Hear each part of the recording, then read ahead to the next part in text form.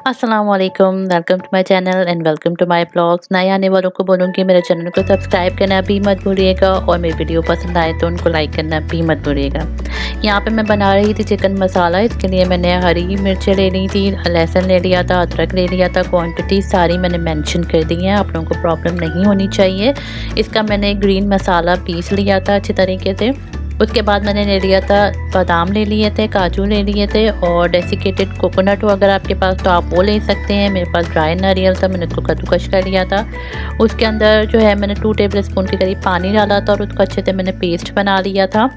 और उसके बाद हमने इसको 1 केजी चिकन के अंदर लगा लेना है मैरिनेट करके।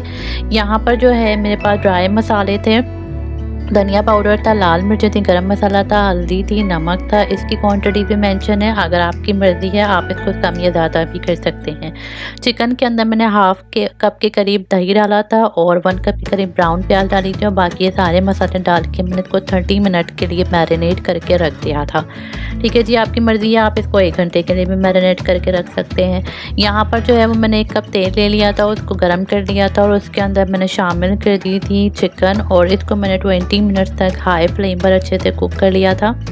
आपने चमचा इस तरीके से चलाना है कि ना चिकन आपकी टूटे और ना मसाला आपका नीचे लगे। हमने इसको हाई फ्लेम पे इसलिए पकाना है ताकि चिकन अपना पानी रिलीज़ कर दे और चिकन को उसी के पानी में हमने कुक करना है, हमने एक्स्ट्रा पानी इसके अंदर ऐड नहीं करना है। अगर आप इसको रेड मीट में भी बना रहे हो तो कोशिश कीजिएगा कि उसके अंदर भी पानी आप शामिल ना करें। चिकन ने जब अच्छा खासा अपना पानी रिलीज़ कर दिया था तो उस टाइम पर मैंने इसके अंदर शामिल कर दिया था काली मिर्चों का पाउडर। 1 टीस्पून मैंने इसके अंदर काली मिर्चों का पाउडर शामिल किया था। इसको मिक्स कर लिया था अच्छी तरीके से और पानी आप देख सकते हैं कि इतना इनफ था कि चिकन अच्छे से गल जाएगी इसके अंदर। इसको इस टाइम पर मैंने लो फ्लेम पर रख दिया था ढककर और इसको मैंने अच्छा सा स्टीम की तरह पका लिया था। 20 से 30 मिनट तक ये ऑलमोस्ट डन हो गई थी हमारी चिकन। लंच करा था हमने और लंच करने के बाद हमने जाना था फर्नीचर मार्केट। तो आगे जो वीडियो है वो आपने एंड तक ज़रूर देखनी है क्योंकि मैं आपको फर्नीचर मार्केट लेके जा रही हूँ और मैं आपसे शेयर करूँगी कि यहाँ पर फर्नीचर मार्केट्स किस तरह से होती हैं। एक्चुअली हम जिस जगह पे जा रहे थे वो जो था पूरा एक मॉल टाइप का था। वहाँ पर 2 फ्लोर थे, उसमें सब में जो है वो फर्नीचर शॉप्स थी और मैंने सबकी वीडियोस बनाई हैं। आगे मैं आपसे उनकी भी वीडियोस शेयर करूँगी। तो आजकल जो है वो वेदर हमारा जो है वो चेंज हो गया है। मैंने जैसे आपको बताया था कि किसी वक्त भी कुछ भी नहीं पता होता है यहाँ पर कि क्या हो जाता है। तो दोपहर में धूप निकल रही है लेकिन सुबह में और शाम के वक्त जो है वो ठंड हो जाती है मौसम में। इस वजह से मेरे बेटे को फ्लू हो गया था, छोटे वाले को। तो ये लास्ट फ्राइडे की ये वीडियो है।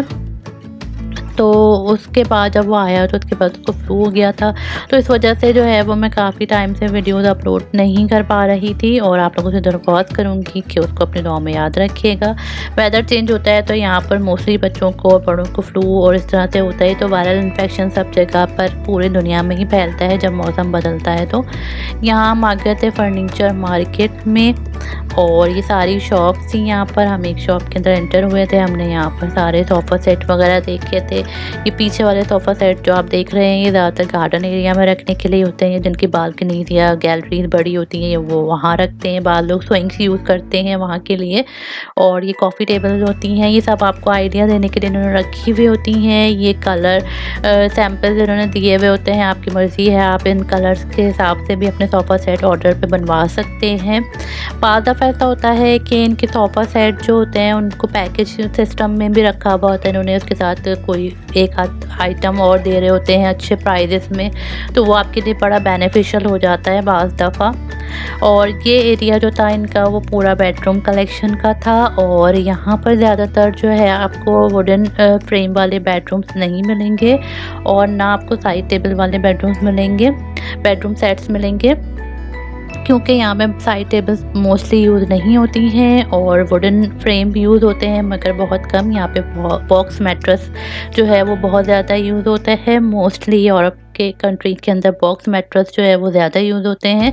उसके अंदर जो है वो आप जब उसका मैट्रेस ऊपर उठाते हैं तो नीचे एक पूरा बॉक्स एरिया होता है, स्टोरेज बॉक्स होता है। उसके अंदर आप बेडशीट्स वगैरह, एक कंफर्टर या ब्लैंकेट्स वगैरह आप उसके अंदर रख सकते हैं। अच्छा सिमट जाता है पूरा आपका बेडरूम। और ये एरिया जो था यहाँ पे इजी चेयर थी, आर्म चेयर भी कहलाती हैं और इसमें ज़्यादातर रिमोट्स वाली होती हैं ताकि जो बूढ़े लोग हों उनको आराम से इसको हैंडल करने में प्रॉब्लम ना हो।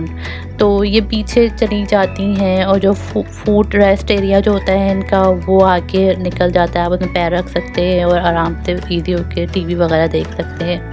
इनका इस पोर्शन में जो ज़्यादातर सामान वो था जो वन पीस लेफ्ट रह जाता है वो लगाया हुआ था इन्होंने, वो भी अच्छे ऑफर्स में बाज़ दफ़ा आपको मिल जाता है। और ये इनकी टेबल चेयर और ये डाइनिंग एरिया पूरा था इनका। यहाँ पर भी आप देख सकते थे कि अगर कोई चीज़ ऐसी हो जो ऑफ़र में और आप आराम से ले सकें। तो हमने जो है पूरी मार्केट सर्च आउट की थी, 1-2 जगह पे हमको सोफ़े पसंद आए थे। अब देखिए कि कौन सा हम फाइनल करते हैं।